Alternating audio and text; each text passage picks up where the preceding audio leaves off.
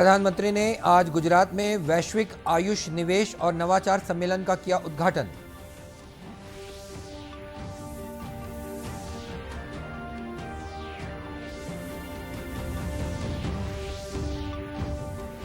सूचना तथा प्रसारण मंत्री ने कहा, आजादी का अमृत महोत्सव के तहत देश भर में 25,000 से अधिक कार्यक्रम आयोजित किए गए।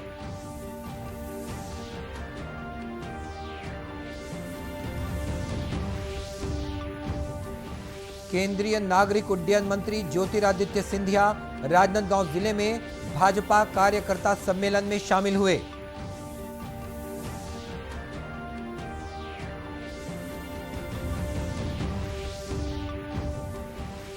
और रेलवे बोर्ड की यात्री सुरक्षा समिति ने किया महासमुंद रेलवे स्टेशन का निरीक्षण, यात्री सुविधाओं के बारे में ली जानकारी।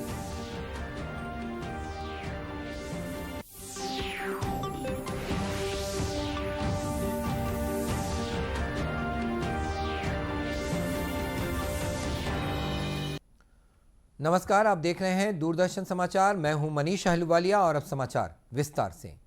प्रधानमंत्री नरेंद्र मोदी ने आज गांधीनगर के महात्मा मंदिर में वैश्विक आयुष निवेश और नवाचार सम्मेलन का उद्घाटन किया। इस अवसर पर मॉरिशस के प्रधानमंत्री प्रविंद कुमार जुगनाथ और विश्व स्वास्थ्य संगठन के महानिदेशक डॉक्टर टेड्रोस गैब्रिएसस भी मौजूद थे। प्रधानमंत्री ने इस अवसर पर आयुष निर्यात संवर्धन परिषद की भी वर्चुअल माध्यम से शुरुआत की। श्री मोदी ने आयुष सूचना केंद्र, आयुष नेक्स्ट और आयुष सॉफ्ट जैसे सूचना प्रौद्योगिकी पहल की भी शुरुआत की। में हमने देखा कि जो मॉडर्न फार्मा कंपनियां हैं, वैक्सीन मैन्युफैक्चरर्स हैं, उन्हें उचित समय पर निवेश मिलने पर उन्होंने कितना बड़ा कमाल करके दिखाया।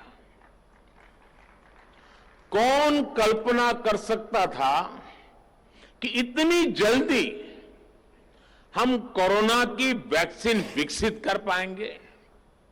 Made in India.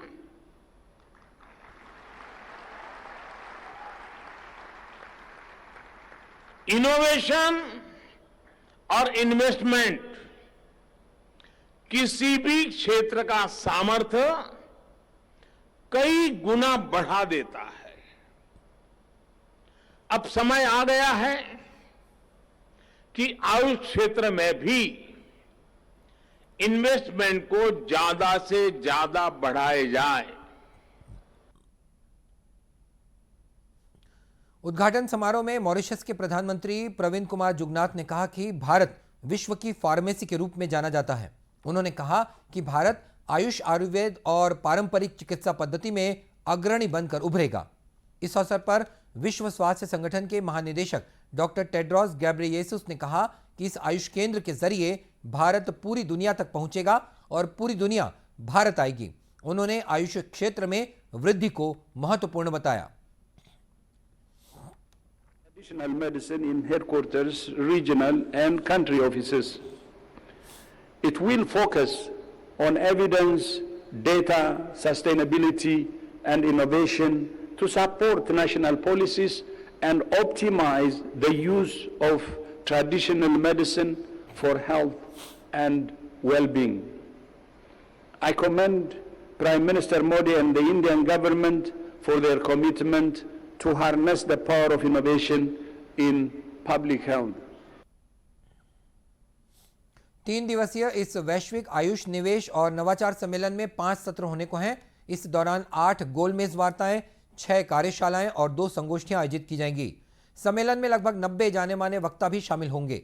इस दौरान लगाई जाने वाली प्रदर्शनी में 100 से अधिक निकाय अपने उत्पादों को प्रदर्शित करेंगे। भारतीय जनता पार्टी ने आजादी का अमृत महोत्सव को राष्ट्रीय जागृति का उत्सव बताया है। पार्टी ने इसे सुशासन के सपने को साकार करने और वैश्विक शांति और विकास का उत्सव भी कहा है। पार्टी के वरिष्ठ नेता और सूचना तथा प्रसारण मंत्री अनुराग ठाकुर ने कहा कि आजादी का अमृत महोत्सव के तहत देश भर में 25,000 से अधिक कार्यक्रम आयोजित किए गए हैं। भारत के उन महानुभावों को समर्पित है जिन्होंने न केवल भारत को अपनी विकासवादी यात्रा में लाने में महत्वपूर्ण भूमिका निभाई, बल्कि इतिहास के पन्नों में उन्हें जो स्थान नहीं मिला, उन्हें मिलना चाहिए था। इतिहास साक्षी है कि किसी राष्ट्र का गौरव तभी जागृत होता है, किसी राष्ट्र का गौरव तभी जागृत रहता है जब वो अपने स्वाभिमान और बलिदान की परंपराओं को अगली पीढ़ी को भी सिखाता है, संस्कारित करता है और उन्हें इसके लिए निरंतर प्रेरित करता है। किसी राष्ट्र का भविष्य तभी उज्जवल होता है जो अपने अतीत के अनुभवों को और विरासत के गर्व से पल पल जुड़ा रहता है।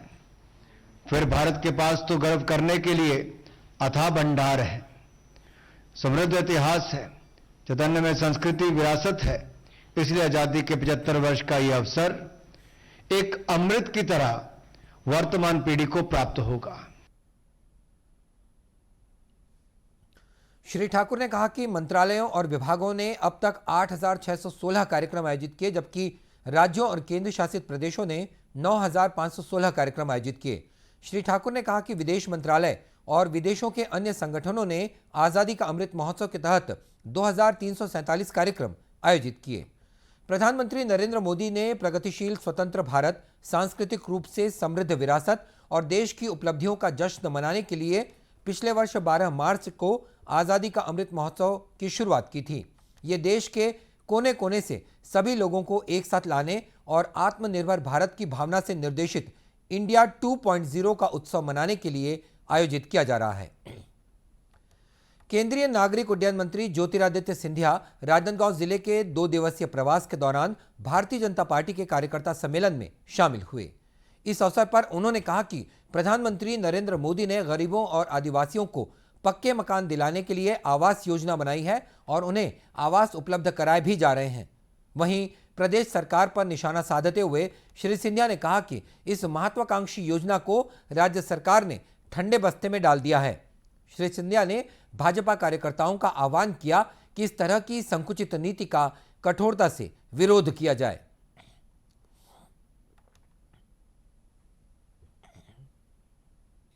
ज्वालामुखी की तरह तड़प जिस व्यक्ति के दिल में इस देश के गरीबों के विकास के लिए, इस देश के आदिवासियों के विकास के लिए, इस देश के जन जन के विकास के लिए और दिनों रात और दिन मेहनत मशक्कत एक ही सोच और विचारधारा के साथ कि भारत माता का परचम विश्व पटल पर हमें लहराना हो। अपने संबोधन में श्री सिंधिया ने बताया कि कैसे यूक्रेन सहित अन्य जगहों में फंसे भारतीय छात्र छात्राओं को सुरक्षित स्वदेश लाया गया। इसमें राजनांदगांव जिले के विद्यार्थी भी शामिल हैं। केंद्रीय मंत्री एक निजी होटल में वरिष्ठ नागरिकों की ओर से आयोजित परिचर्चा में भी शामिल हुए और उन्होंने वरिष्ठ नागरिकों के साथ अपने विचार साझा किए। इस अवसर पर भारतीय जनता पार्टी के राष्ट्रीय उपाध्यक्ष डॉक्टर रमन सिंह, सांसद संतोष पांडे और स्थानीय पदाधिकारी और कार्यकर्ता उपस्थित थे। इससे पूर्व केंद्रीय मंत्री ज्योतिरादित्य सिंधिया राजनांदगांव जिले में आयोजित आकांक्षी जिला कार्यक्रम में भी शामिल हुए। केंद्रीय मंत्रियों के दौरे के संबंध में भारतीय जनता पार्टी के राष्ट्रीय उपाध्यक्ष डॉक्टर रमन सिंह ने बताया कि केंद्रीय मंत्री ज्योतिरादित्य सिंधिया ने प्रदेश में कुपोषण के बढ़ते मामलों और प्रधानमंत्री आवास पूरे नहीं होने पर चिंता जाहिर की है।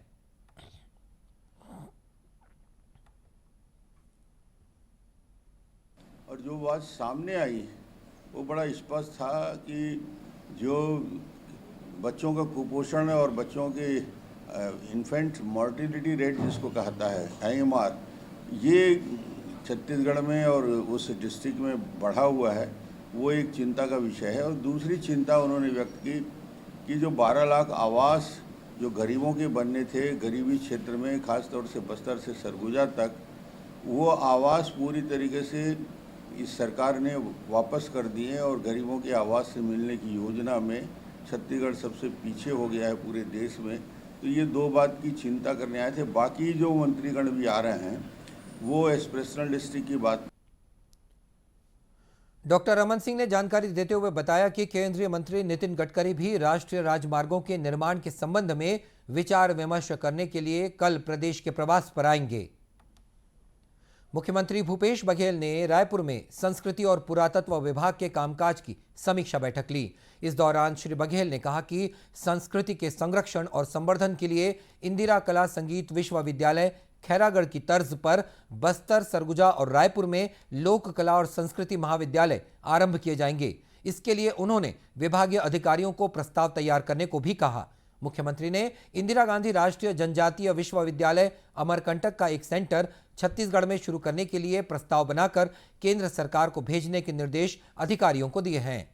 मुख्यमंत्री ने बैठक में सतरेंगा, गंगरेल और चित्रकूट में बजट होटल खोलने के साथ ही विशेष संरक्षित जनजातियों की उनकी अपनी भाषा में स्वास्थ्य, शिक्षा और योजनाओं के लिए जन जागरूकता अभियान चलाने की बात कही। श्री बघेल ने ऐतिहासिक और पुरातात्विक धरोहरों और पर्यटन स्थलों पर पर्यटकों के लिए सभी सुविधाएं विकसित करने पर जोर दिया। इस बैठक में अधिकारियों ने बताया कि स्वदेश दर्शन योजना के तहत 96.10 करोड़ रुपए की लागत की ट्राइबल टूरिज्म सर्किट परियोजना के सभी 13 स्थानों में कार्य पूरे कर लिए गए हैं। उन्होंने बताया कि 65.60 करोड़ रुपए की लागत से सिरपुर को हेरिटेज स्थल के रूप में बुद्धिस्ट थीम पर विकसित भी किया जा रहा है। साथ ही कुदरगढ़ में रोपवे बनाने की प्रक्रिया भी प्रगति पर है। इसे प्रसाद योजना में शामिल करने के साथ ही इसी प्रकार चिल्फी घाटी, अचानक मार, अमरकंटक घाटी और हसदेव बांगो डैम को इको टूरिज्म सर्किट बनाने की प्रस्ताव केंद्र सरकार को भेजे गए हैं। आजादी के अमृत महोत्सव के तहत मुंगेली जिले में 3 दिवसीय निःशुल्क स्वास्थ्य मेले का आयोजन किया गया। इस मेले का शुभारंभ बिलासपुर लोकसभा के सांसद अरुण साव ने किया। इस अवसर पर श्री साव ने कहा कि केंद्र सरकार की ओर से आयुष्मान भारत योजना के तहत लोगों को स्वास्थ्य सुविधाएं उपलब्ध कराई जा रही हैं। इस मेले में लोगों के स्वास्थ्य की निःशुल्क जांच की जा रही है।